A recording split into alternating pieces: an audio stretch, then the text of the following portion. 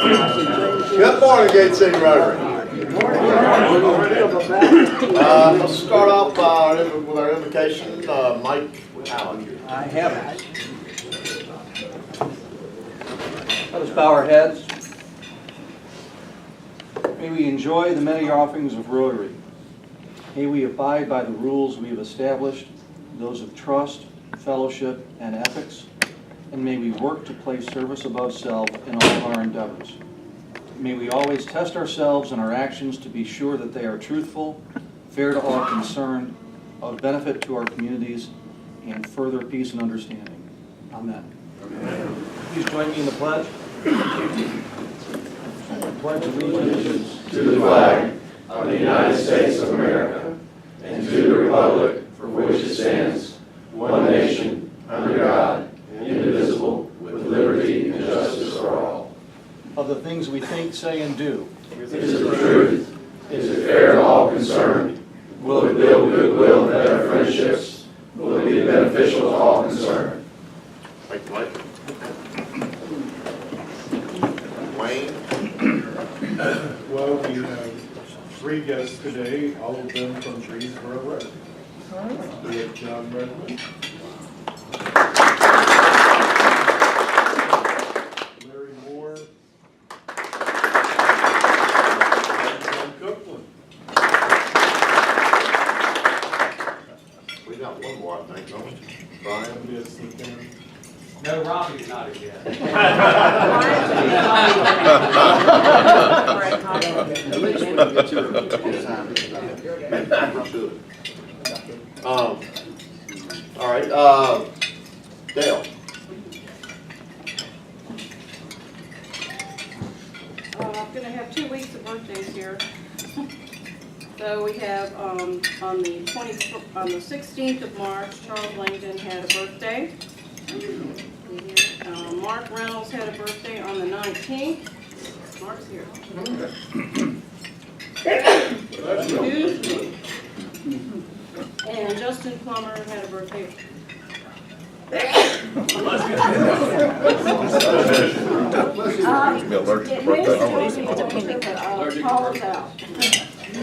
Justin Plummer had a birthday on the 20th.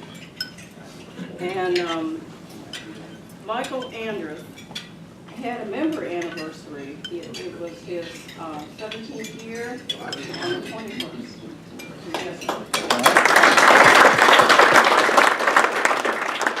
Now for this week, we don't have any birthdays. Nobody got older. And we have no member anniversaries. We have one wedding anniversary. Ross and Melanie Geller will be celebrating on the 28th, 15 years.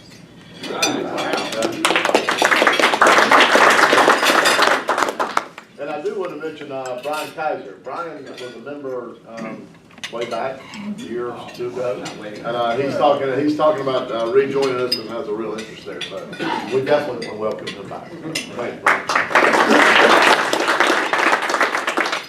Thanks to all of you who went to Victory Junction last night. Now, give me a show of hands of who showed up on Sunday. Good deal. That's a good group. You guys have a good time down there? Enjoy what you saw? Good deal. I think that we're going to, I hope that I can get the club support. We're going to try to make a big drive to help them do something down there. Not sure what it is. We still have Camp Carefree on our docket, and I want to take care of the place where we started. So, but if we could get them both intermingled, that'd be awesome. But any other announcements right off the bat? No, we got to cover. I do want to mention the district conference.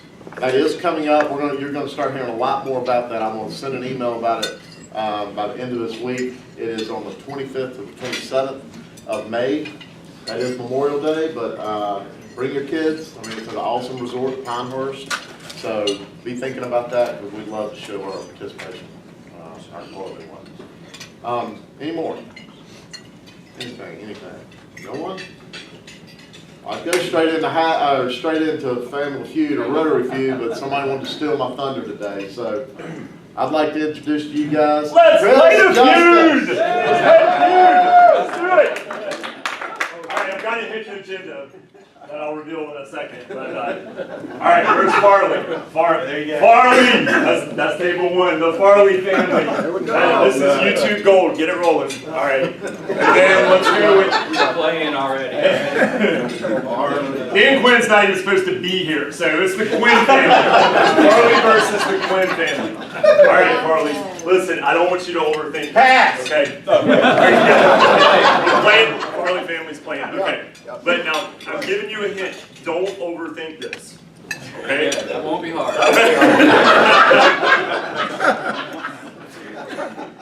All right. Top 5 answers are on the board. That's 5, Farley. 5 answers are on the board. All right. Something you might see at a baseball game. It's almost opening day. Something you might see at a baseball game. Top 5 answers are on the board. Hot dogs. Yeah. Hot dogs. Ding, ding, ding, ding. Number 2 answer. Number 2 answer. All right. What do you got? Something you might see at a baseball game. Might say a baseball. Yeah, you know, you might see a baseball, But the 100 people did not agree with you. All right, you got 1 strike.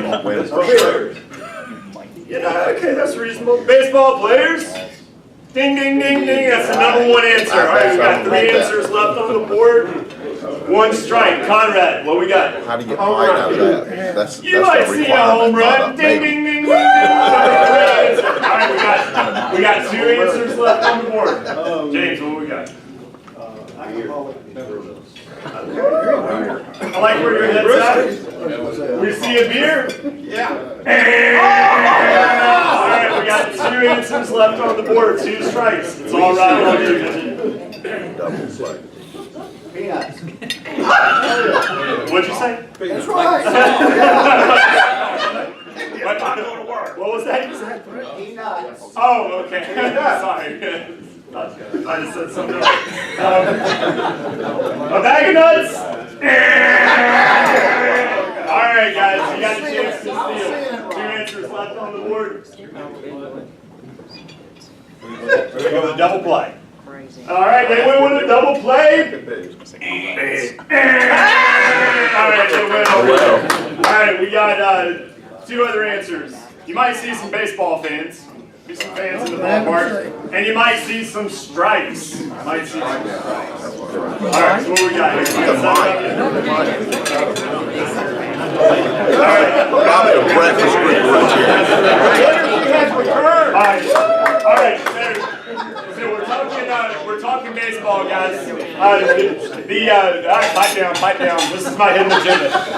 All right, so talking baseball. April 7th, the district is putting on a family and Rotary event. It's the baseball event at our baseball park this year. I think it was over in Winston last year, but it's in our baseball park this year. The link has been circulated to the presidents and secretaries. Has that gone out to the club yet? Okay. All right, well, we're going to get that out to you again. It is really easy to get tickets this year. You do not have to do the sign-up sheet. You can actually go order direct. You can pick your seat. All the Rotarians are going to be in a couple of sections. This is to support the food banks here in the Triad area. At least, I think $3 from the ticket sale will go to the food, to purchase meals, and then we've got a big corporate match for another $3. So we can really leverage these ticket sales by a lot. Greensboro Club, I'm glad you guys are here. We're looking for 100 tickets from y'all's club. So and I'm serious, we've done like a proration based on the size of the club, so please take that message back to Greensboro Club. I haven't seen any purchases from y'all yet, so if you can get on that, I would appreciate it. We're looking for 50 from this club, okay? 50 sales. It's April 7th, and again, the link's going to go out. So take your kids, grandkids, whoever you want to take, just get some tickets. Heck, I don't even care if you go, just buy the tickets. Saturday, right? It is a Saturday, it'll be fireworks. That's the 7th, Chris, right? April 7th. April 7th. Next time, when you play the feud, you want to put on the answers, friends of Rotary. That's it, that's it. I guess I'll give it to you for one shot. Be there by Thursday? Happy dollars, I believe. I believe happy dollars. Happy dollars. All right. Better give him an order so you can go back next year. Okay, good. It works, right? I'm gonna pay $1 just to get one more look at my friend Ben Bracken. All right, Ben, break them out. Oh, yeah. Out there. Started something today. Not Wake Forest. Not Wake Forest. Always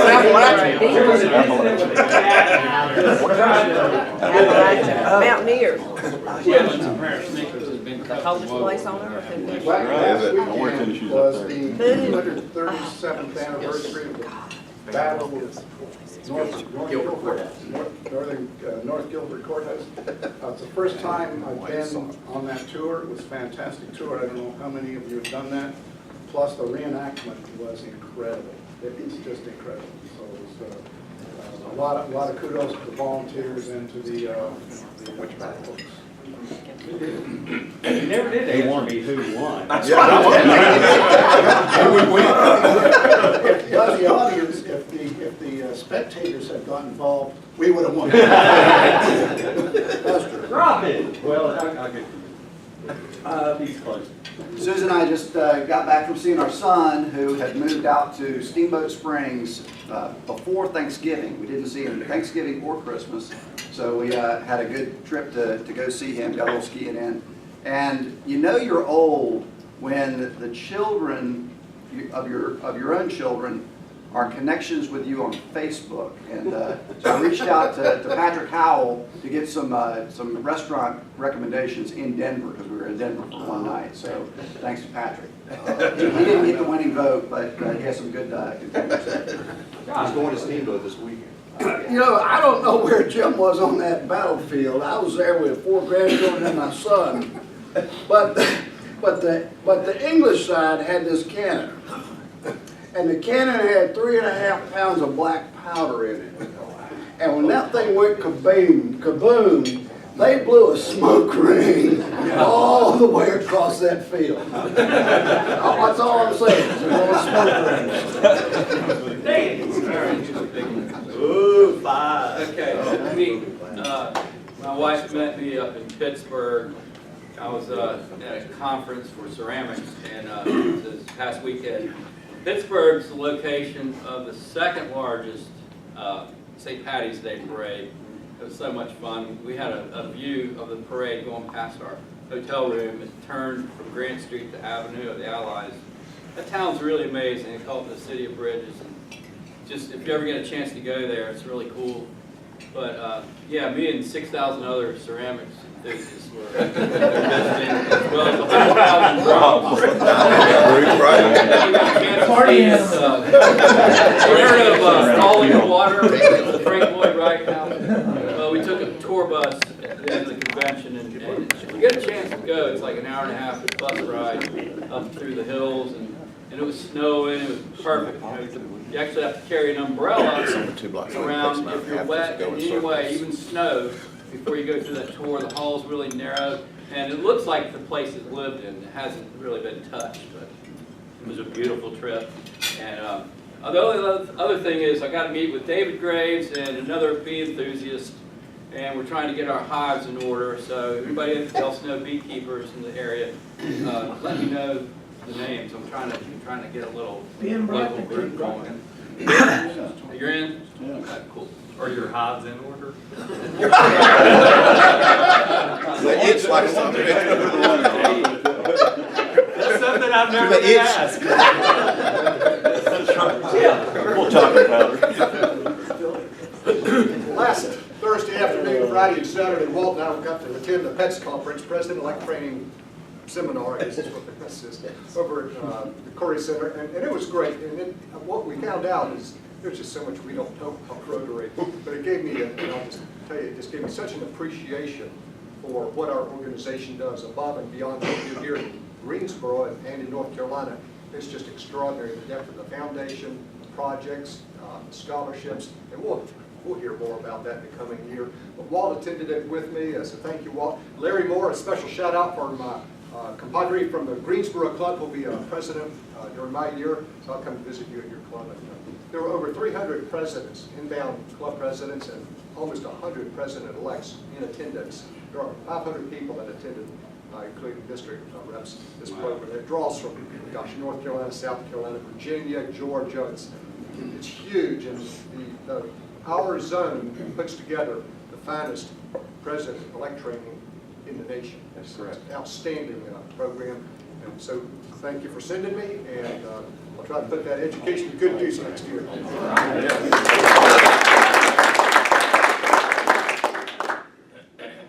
Well, this is, kind of has a little bit to do with going to Victory Junction, and Ralph, I just wanted to say, Ralph was so excited and happy when he left. He blew the horn on his car all the way out. So, and he dropped his car off yesterday at the shop. Claiming stuck, but I've yet to find anything wrong.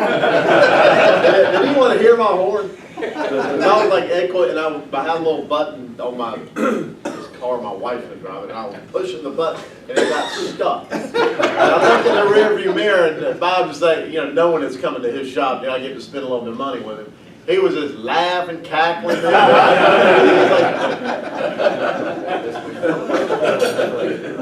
But I'm glad no one else heard it. So there you go, Bob. Well, I asked Grandpappy Lewis what was his favorite childhood memory, and he said, not paying bills. Doesn't make these Has an off day. Everybody has an off day. Well, I have the great pleasure of introducing our speaker today, Al Lawless, fellow pilot and acquaintance and friend. And Al is a flight test engineer, a rather specialized profession with fewer than 1,000 people actively engaged worldwide. Most of this profession entails doing all the long-term organizing and mission planning needed to test airplanes. The most interesting part is, of course, the testing itself. After graduating from Arizona State as an aerospace engineer, he joined the U.S. Air Force and learned the ins and outs of testing military aircraft, including helicopters, bombers, and fighters. After 9 years of service, he became part of the Peace Dividend and left the Air Force to teach at the National Test Pilot School in California. During 7 years of instructing, Al met a variety of future comrades from around the globe and gained appreciation for life abroad. From there, he ventured to Germany for 2 years to teach, travel, and earn a master's in international relations. Upon returning to America, Al shifted to testing business jets for Cessna and went back to Germany to help a startup get its feet on the ground developing their own business jet. 9 years ago, he came to Greensboro to do the same with Honda Aircraft. Al is a pilot with various commercial ratings, a motorcyclist, and mountain biker. Unfortunately, all the fun stuff takes a back seat to being his neighborhood's homeowners association president, the PTA treasurer, activity chairman for the Piedmont Aero Club, and technical chair for his professional society. Most importantly, he is consumed by the affection and needs of his 3 small children and his most understanding wife, Laura. Now he's going to talk to us today about, they set a world record back in September with a glider. I don't want to steal your thunder, but they went to like 52,000 feet. I've done a lot of flying myself and flew a glider one time, and it was hard work. I mean, I spent like 2 hours and got to 9,000 feet, but I thought, normal flying, you just look out the window, take a nap, put the autopilot on, and easy. Glider, you're working your tail off, because if you're not working, you're going down. You want the same number of landings as takeoff. Give me 1 second, I'll hook up to it.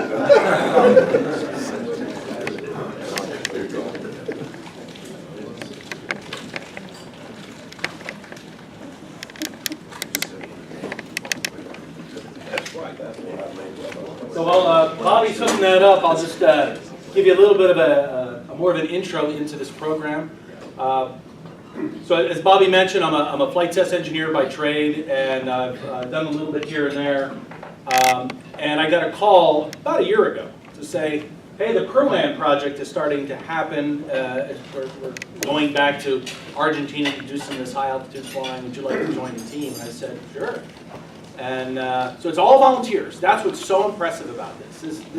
What you're about to see is The only thing that's been paid for on this by professional workers is the people who manufacture the airframe. They send it off to a shop to build it. Everything else, all the ideas, all the design work, everything else has been by a total volunteer team, which is just amazing when you look at the accomplishments. Okay.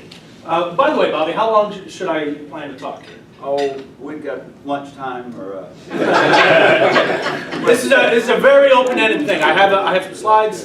You can feel free to jump in and ask questions, or we can wait to the end, whatever you like. 8 o'clock is okay. So I'll take time for questions. Yeah. All right, I'll go quick. All right, so that's a picture of the airplane. This is the Perlan aircraft. The wingspan is 25 meters, which is sort of, for anybody in the gliding world, that is the open class, sort of the maximum size you can make an airplane. Because if you can't make it any bigger and still ship it. We take this airplane and you put it into one of those giant shipping containers. And it absolutely fills a giant shipping container. You take the wings off, you take the wing tips off, you can't make it any bigger. So that sort of sets the limit on how big of a monster this can be. And I'll explain some of the things about why the fuselage looks the way it does and so forth as we get into it.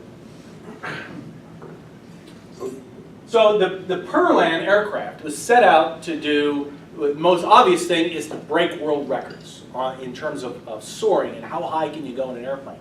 And getting there is off the hook. There's a reason nobody has been able to get that high before, and I'll explain all that as I talk about it. But the first and most obvious thing is set new world records for altitude and time to altitude.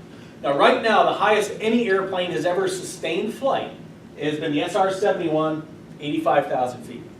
Okay? And it can fly there for good period of time. So that's sort of the upper limit, what's been accomplished. We're going to try to beat that with a glider. Right? And using the Earth's own natural air waves to take advantage of instead of having a thrust from jet engines. All right, part of the goals of this whole program is to better understand the weather. We're up there in an airplane. Instead of polluting the air while we're collecting data, we can actually just glide through it. We have sensors. We can pick up ozone measurements and other kinds of measurements. We can validate models. The weather prediction people say, well, we think the weather's going to look like this at this altitude. We go up there and find out. We can confirm it. So we can improve the modeling for ozone and atmospheric sciences and so forth.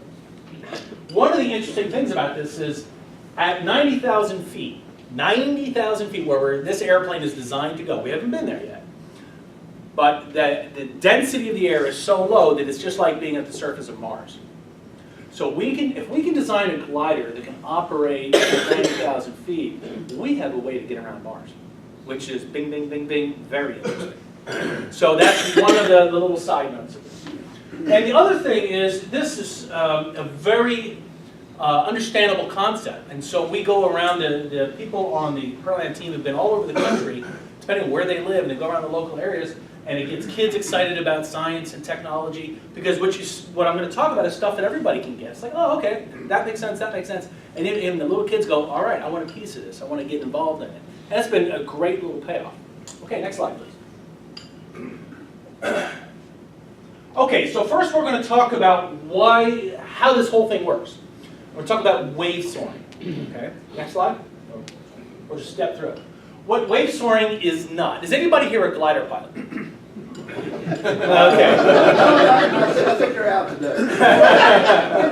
All right, so if you're in a glider airplane, a typical way to fly is you can, if there's a ridge, a mountain ridge, and there's wind coming across the ridge, obviously the wind is going up, and a glider can fly right along that ridge. You pick up the air is always pushing you up. Well, that's ridge soaring. That's easy, but that's not what we're doing. Next slide. Thermaling.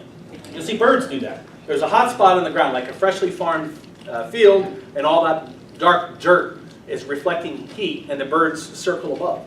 Gliders do that too. That's thermal, but that's not what we're doing. There's a convergence zone. You got a hot area and a cold area, and the two areas meet, and then the air goes up, and you fly in that. That's not what we're doing. This is what we're doing. It's a standing wave rise. So imagine, a lot of you have probably seen this. You're on the bow of a boat, and of course, as the boat is cruising along, it's pushing out a bow wave. And then if you're lucky, you'll see a dolphin or a school of dolphins out there riding along the wave. Now from your position on the boat, now obviously the boat is moving, but from your position, the wave is just standing there. And the dolphins are just standing there, swimming there, but they're not moving relative to you, just going along for the ride. So the boat is pushing out a wave, and there's a downhill part, and that's where the dolphins are riding. All right, surfing.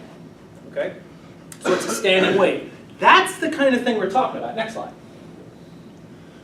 So here's the idea. When winds go across a certain kind of mountain, so it's got to be a sharp mountain peak, and winds come across, and they come down the other side, and they set up a wave like this. Just much like a lot of you may have seen it when you're out hiking in the woods, and you'll see a stream, and the rocks in the stream, rocks up near or poking through the top, and then downstream of that, you'll see a little ripple effect. There's a primary wave, a secondary, and a tertiary wave. That mechanics, that thing that you've seen in nature, is the same thing that happens in air.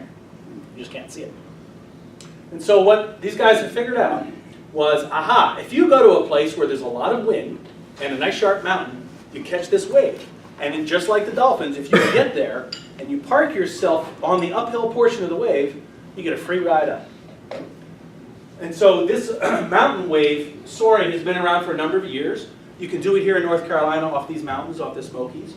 There's a little bit of that. You can get a little bit high, but the winds die out and it all kind of fades. Now in the Rockies, they get a little bit higher. In fact, the world record, a lot of people get up to 30,000 feet in gliders. And the world record was set 50 years ago. And a guy got really lucky one day and he got up into the 40s. It was just an amazing luck. But you just can't seem to get any higher. Well, what some of the guys here figured out, what the founder figured out was, again, with new weather technology and so forth, if you go to the poles, South Pole, North Pole, in the winter, the temperature difference between the pole and the equator is so huge that drives winds. And of course the Earth spins and the winds rotate around. Now if you can find a place where the winds are strong and at high altitude, because once the winds die, the game's over. So at high altitude, if you can find winds all the way up, then you can take this elevator ride as high as the winds will let you go. And so there's been this mad hunt to develop better scientific tools and airplanes and so forth to try to take advantage of that. Okay, so that's what we're talking about. Go ahead and do a couple more clicks. I mentioned all of these items. And keep clicking through. So this sachet part. All that is if I have a big wave of lift coming at me, all right, so all the air is coming up, if my airplane has exactly the right flying speed to fly into that wind, then it's just an elevator ride. I'm flying at, say my glider, the best speed to fly it, the best lift is at 50 knots. Okay, so that's just your speed. If the wind is coming at me at exactly 50 knots, I don't move, I just go. Okay, but the odds of that being exactly what you want is probably not very high. So we typically end up going a little bit faster than the winds. But you don't want to move relative to the mountain. Because the mountain is, where the wind is, it's just like the boat example. The dolphins have to be a certain distance from the boat to catch the wave. And so what we learn to do is you approach the mountain and you catch the wave, but you don't want to make any more progress, but you're faster than the wind. What do? Oh, you go sideways. So you sashay. And it's just you've seen leaves fall from trees and they sashay down. We're sashaying up. And left, right, and you always stay relative to the mountains. And you just keep going up like this. That's the game. Next slide. Now the other word is to penetrate. So sometimes you have I mentioned a primary wave, a secondary wave, and a tertiary wave. So there's some areas where you get lift, but then the lift runs out at say 20,000 feet. Now where can I find more lift? Oh, there's lift over here. So I got to get over there as quick as I can. In between the lift is, guess what? Sink. So you want to get through that as quick as possible over to the next side. So you penetrate, meaning you just go lickety-split as fast as you can to get through it. Zing, and catch the next ride. And then you look for the next lift, okay, and you penetrate that way and you zing. So that's the game. All right, next slide. Al, how do you know where the lift is? Ah, that's the technology part. So here was an example. Now the Perland project that I'm associated with is Perland 2. The first Perland was with the founder, a test pilot named Einar Enevoldsen, and Steve Fawcett, a name that a lot of people I'm sure recognize. He was a big adventurer, and he funded the Perland 1. And this was an example of what they did when they did this some years ago. It was about 11, almost 12 years ago. Here's a side view of a mountain. in Argentina. And the reason you have to go to Argentina is because it's the only place where you can get a nice sharp mountain and wind at very high altitudes. It takes that magic combination to get to those magic high altitudes. Locally here in the US, we can get about this high. Well, we've done that. We've set the records, and it's a ceiling. You can't get any above it. So now we're going to go all the way to Argentina to catch those high altitude winds. And again, that comes from this polar vortex in the wintertime. So the colors depict lift and sink. Red and pink is good lift. Blue is sink. It's going down. And these contours tell you which way the wind is going, up and down. So these are the waves that you're seeing. So it's at low altitude and higher and higher and higher. So 12 years ago, this is what the guys did. Now, how do they know this? This is the meteorological technology is advancing pretty rapidly. And this is basically, as soon as this technology came out, these guys started planning, I'm gonna go ahead and go for this record. So this goes back a few years. And so what we see here, and you probably can't see it very well from the back of the room, there's a bright green trace that showed what those guys did a dozen years ago. And here's the winds coming down, and here's the lift zone right up here, and they caught the lift, and they went for a little rocket ride up. And then it started fading on them, and they zigged around, and then did a penetration dive to the secondary wave. They caught some lift here, and up they went. Now this is all just a prediction. This is a model. This is amazing technology. These computer programmers and algorithm writers and so forth, they said, based on what the winds are doing and what we think is happening on the Earth, here's what we predict. And by golly, they were pretty darn good at it, because our test team was able to go ahead and fly that and get on up. So that's the idea. Next slide, please. Okay, so the Perlan 2. I mentioned the Perlan 1, what that did. That was actually a regular glider. And those guys had spacesuits, astronaut suits, SR-71 suits. They were pressurized. And the airplane was just like a regular airplane. And so these guys got to these crazy altitudes, and they got to up to 50,000 feet before. And they were hypothermic. They didn't have enough heating. It was miserable. When you're in these suits and they pressurize, you puff up and you can't hardly move. And when you're trying to fly an airplane really precisely and you can't hardly move and you're like the Michelin man, it's tough work. And so they said, well, look, we can't go any better. We can't do any better in this kind of an airplane. We have to have a pressurized airplane. So this is the world's only pressurized glider. And so the whole cabin is pressurized. You can pump it up and it'll retain the air. And that, by the way, is why it has those kinds of windows on it. It's a carbon fiber shell, and you have windows, and it's pressurized. So the smartest way to do it is that kind of design. A lot of people say, hey, it looks just like Burt Rutan's Spaceship One aircraft. Yes, it does. Not because we copied it, but because it's the same engineering problem, so you solve it the same way. The efficient, lightweight way to pressurize an airplane. Now, if you keep it pressurized, you don't have to have the spacesuits anymore, and life gets a whole lot better. And by the way, when it's pressurized, it's warm. Just like, as you go up in altitude, you go up to the mountains, it gets cooler and cooler and cooler. Same thing. If you keep it pressurized, that in itself keeps the cabin a bit warmer. Not totally warm, by the way, but just at least a little bit warmer.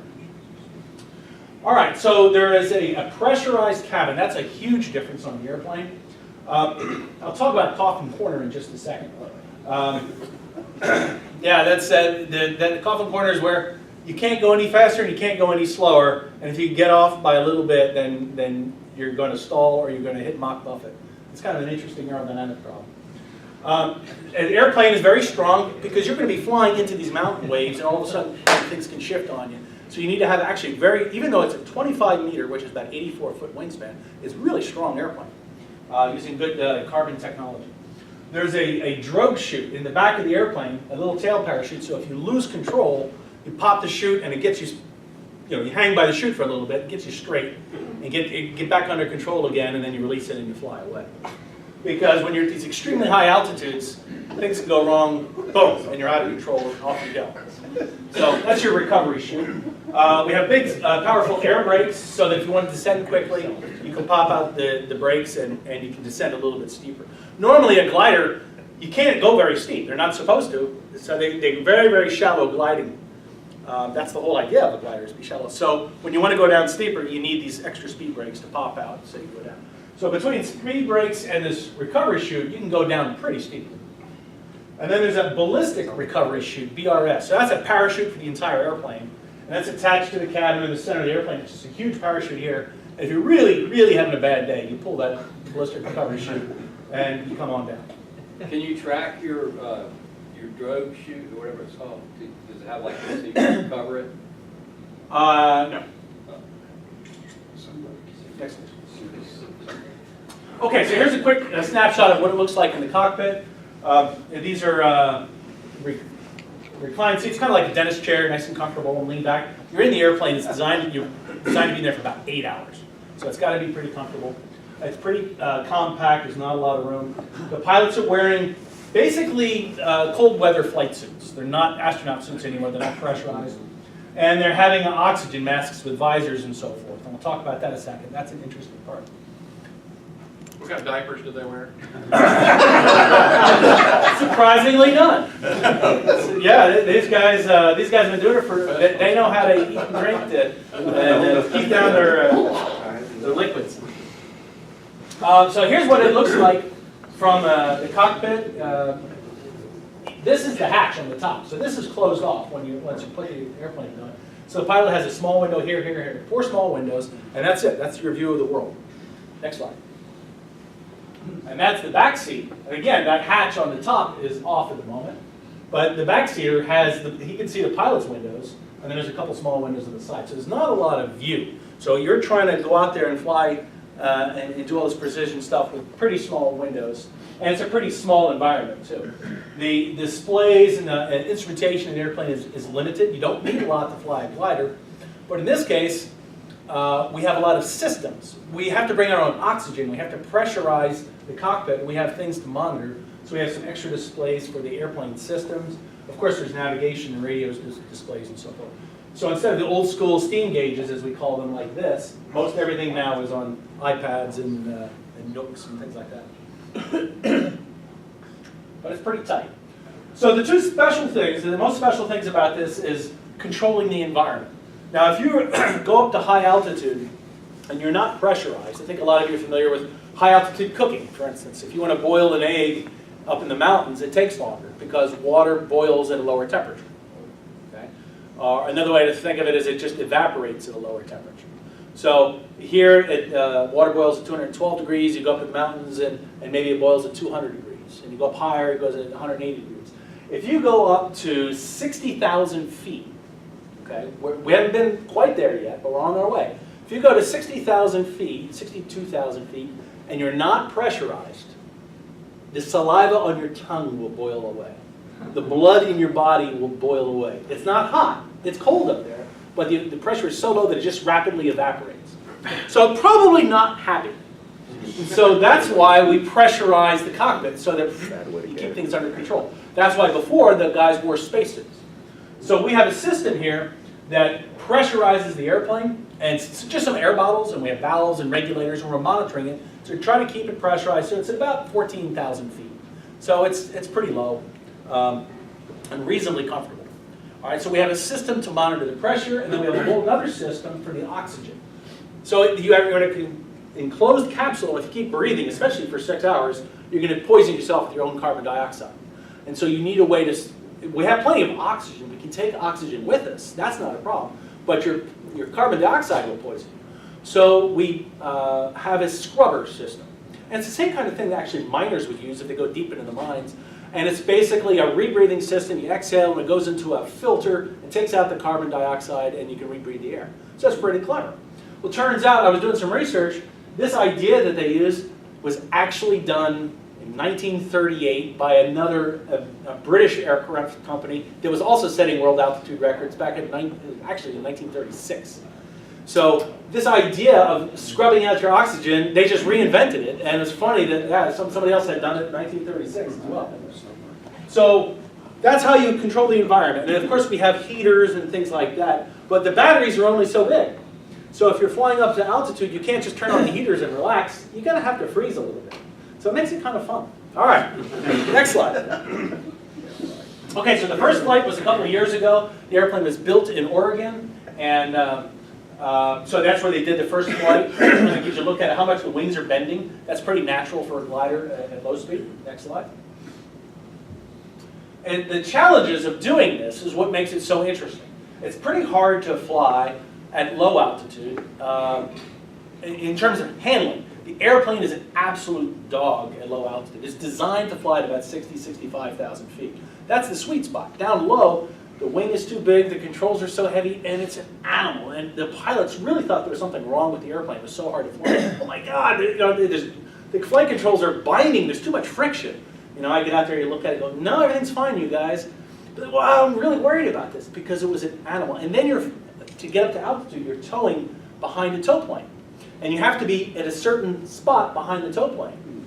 Well, you're in an airplane, you can't hardly see out those windows, okay? You have the flight controls are really stiff and really heavy, and you're flying in the turbulence of the airplane pulling you around. It is a challenge. It's a very difficult thing to do. We got a few flights in, and then we started trying to get to higher and higher altitude, but then we hit this sort of glass ceiling because the winds and the situation didn't work for us. So the guys, now this is based out in Minden, Nevada. So the guys out there did as much as they could, and they said, well, it's time to deploy. Let's go get the high altitude winds. All right, and what makes it difficult is, of course, it's limited. You have this thick clothing, big puffy boots to stay warm, and a little tiny cockpit, so it's hard to move around, hard to do anything. One of the problems is you have oxygen, 100% oxygen you're breathing, and if you're looking around the cockpit and you go this way, your mask might crack open. All of a sudden, you're shooting oxygen into the cockpit. Well, what's the big deal? Now, does anybody remember Apollo 1? All right, too much oxygen is a fire hazard. Now, if you go to extreme expense of doing a fire analysis on all the parts in the airplane, inside the cockpit, then you can say, all right, we can have 50% oxygen or 70% oxygen. These guys didn't have that kind of money. So they said, you know what, we're going to keep the oxygen down to 26%. A little bit more than we have here on Earth, but not too much. And that way you don't have to worry about burning alive. And so here I am flying along, and I look over this like, 100% oxygen goes in the cockpit. Great. Now what are you going to do? You got to vent the air out of the cockpit until the oxygen level goes down, close off the vent, and then repressurize. I just used some of my spare air to repressurize. So this is one of the things we have to monitor while we're flying. In addition to doing everything else, you've got to watch those numbers. Okay, next slide. Of course, you have no engine, so there's limited options. You can't just go around the pattern and say, all right, let me try that again, and let me go over here, I got some more time. Now, you're kind of committed. So it's the flexibility in anything you want to do is very tight. You got to know what you're doing, you got to go attack it, whatever test you're trying to do, and you get back down. Next slide. Weather is also a limitation. It's a glider. It's really not meant to fly in the clouds. Now, if you've got a skilled pilot who knows what he's doing, he can penetrate through, zing, through the clouds, thin layers, something like that. But we don't ever intentionally do that. We don't ever plan to do that. So again, your options of flying are limited. I don't have an engine, I can't fly in clouds, and my world is getting small, that I got windows this big, and the airplane flies like a dog. Okay, so this is getting more and more challenging. Next slide. All right, now you got the logistics part. We have to go to Argentina because that's where you find the combination of big winds at high altitude and the right kind of mountains. That's the Andes Mountains all the way down in Argentina. So then you got to take a big team and deploy. You got to put things in a truck. You have to figure out all the paperwork and dealing with foreign authorities and all that. It's a huge, huge effort in itself. So we try to expand the envelope of the airplane. So here is a brand new airplane. It's never been flown before until this project. It's a whole new design. And at low altitude, it's easy enough to tow it up. And even though it's difficult to fly, it's easy enough to collect data. You know what we're doing. But to get to the high altitudes, wait a minute. I have to go to Argentina to get to the high altitudes. And while I'm setting new world records, I have to test the airplane in the process. So I'm climbing up, and they go, all right, let's feel out the airplane and see how it feels. Okay, are we good to go to the next altitude? Yeah, okay, let's try it again. So everything is on the fly. And how high can you go? And there's flutter analysis. You have to worry about will the wings flutter apart if you get too fast. Okay, that's a complicated thing, but basically, a flutter is a dance. You have a wing bending this way and a wing twisting this way, and if they go at the same frequency, boom, it goes nuts. Never good. So that's one of the things we're watching for. As we're flying, going up to new records, and by the way, it's so difficult to get those wins. To get the day where everything comes together is extremely rare. And so you don't want to give it up. You don't want to just say, well, I'll do one test point and then come back and land. No, you just want to go, because it's so hard to get the shot. And so that's what makes this all the more energizing when you finally get your shot. So we're flying up to altitude, and you do pitch doublets and roll doublets and yaw doublets. You look at how the airplane responds. Is it okay? Is it starting to come apart? Do I feel good about going higher? If the answer is yes, you keep riding that wave. Next one. Okay, small maneuvering, go ahead. So we sort of do this every 5,000 feet. We do flutter tests. We take it higher and higher. Next slide. I just go ahead and step through all of these. So we have a few accelerometers on the airplane, and we have telemetry, meaning radio signals that go from the airplane down to the ground. We have a test crew on the ground in mission control. And the airplane is a very simple, it's a lightweight airplane. We have peanuts for a budget. And so the information is coming down, and we've got a few, one or two people in the control room watching the data, going, all right, when the pilot excites it, the accelerometers shake, and then they calm down. Okay, I guess it's all right. Let's look again. Let's do the next one. So in between flights, if you have time to sit down, then you can do a deep dive on the data and say, all right, everything is good. But while it's hot, you got to make a quick decision. So that's all part of what's happening. So the guys in the airplane are collecting data, they send it down, we look at it on the ground, we tell them back up, okay, keep going. While they're climbing. Next slide. All right, keep going. Just keep on clicking through it. All right, I've talked about a lot of that real-time analysis. All right, next. So here's El Calafate. This is the part in Argentina, so you can get a picture of it. Here is the Andes Mountains. Here's the runway, and this basically is a hellhole. This part of Argentina, in fact, a lot of Argentina was all glaciers way back in the day. And you know when glaciers leave, they just grind the earth and they leave nothing but silt all behind them. So on the western side of the Andes, it's Chile, and you got this beautiful mountain range, and all the rain comes down, and Chile gets all the rain, and Argentina gets all the wind. And so this is pretty much the border. This side of it is the Argentinian side. And it's tons of clouds, tons of weather, but it's a pretty ugly place. And it's not really a vacation spot, but oddly enough, it's a huge vacation spot. Because what Argentinians do, they'll come down for a weekend. They come down, they'll go to the very southern tip of Argentina, go look around this southern bottom of the world, and then they'll do that for a day. They'll get in the airline, they'll fly, land over here, and then go take a tourist boat to go see the glaciers. And do all that, and then they do about 2 days of this, and then they get out. They never come back. Because there's nothing else to do there. So that's El Calafate. Okay, next slide. And go ahead and click through those, and I'll talk about it while you're clicking through. So the Perlan team went there in 2016 to try to get started, breaking world records, and nothing worked out. They got there late. It was just figuring out all the logistics. Got there, and the weather never came, so they went home empty-handed. August of last year, they went back again. By the time I got there in late August, they were really getting frustrated because nothing appeared for them weather-wise. They just couldn't get a break. But by September 3rd, when we set the record, was the day. And the deal was every morning we'd be out there ready to brief. 7 days a week, we're always ready to go. And the guys were saying, if the weather is at all flyable, now you can't fly this thing in heavy clouds or heavy rain or if the winds are extreme, but if it's at all flyable, we're going. And we'll just be ready, no matter what the prediction is, and we'll just get what we can. And we came up empty-handed. And finally, one day, just didn't look like a particularly nice day. It looked like it might be okay. We said, all right, let's go give it a whirl. And that was the day that worked out. Every day we were ready. Go ahead, next slide. Now, Airbus was our benefactor, by the way. I should put in a plug for Airbus. This has been a nickel and dime program for years and years. Steve Fawcett was going to finance this, but after he passed away in a separate aviation accident, his widow said, no, I'm out of it now. You guys are on your own.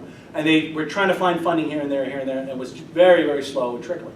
Airbus came in a couple years ago, and they put down some money, and they said, go do good things. No strings attached, which was amazing. They didn't say, we want this, we want that. They said, go. It was awesome, and they're very supportive, so kudos to them. Keep going.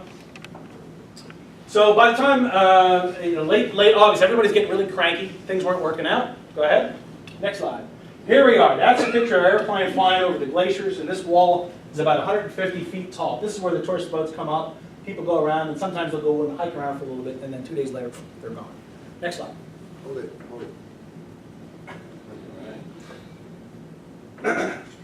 Okay. Just to give you an idea, I can, if anybody wants pictures and stuff, I can get you some pictures. This is just to give you a quick idea of what the clouds look like. This row of clouds here is called street clouds, and that's an indicator of what the waves are doing. You know, the clouds, the wind's going up and down, you see that. And then here is these kinds of lenticular clouds. You can barely make them out. It's kind of got a pink color to it. Those are wave clouds. Again, that tells me that there's this wave action. Now this is at low altitude. We're looking for high altitude, but it's a good sign. It's a start. Next slide. Okay, and some other clouds, like just driving around, you can see, it's a little hard to see the contrast in here, but there's these lenticular, looks like contact lenses, these shapes here and here. And again, that's an indicator that this is one of those days that you might get some lift. So that's a good thing, so we're always looking out. This, by the way, is a very high altitude cloud of sulfuric acid, and it's called a Perland cloud, which is where the airplane's name came from. This is up in Norway, or somewhere in Scandinavia. But just an indicator, oh, by the way, that's why it's called the Perland. And this is a French baguette cloud we learned from a Frenchman who was on the team. All right, next slide. Okay, so we did our flying out of a flying club. It was a small hangar, and these guys said, yeah, come on in, use our spot. No charge. They gave it to us for free. These guys were awesome. Come use our hangar. So we went in there, and this is our headquarters. This is our mission control over here, this little office space. That's the kind of budget we're working with. All right, this is the airplane in the hangar. This is Jim Payne. He is the pilot on the project, and he's doing a briefing before the flight of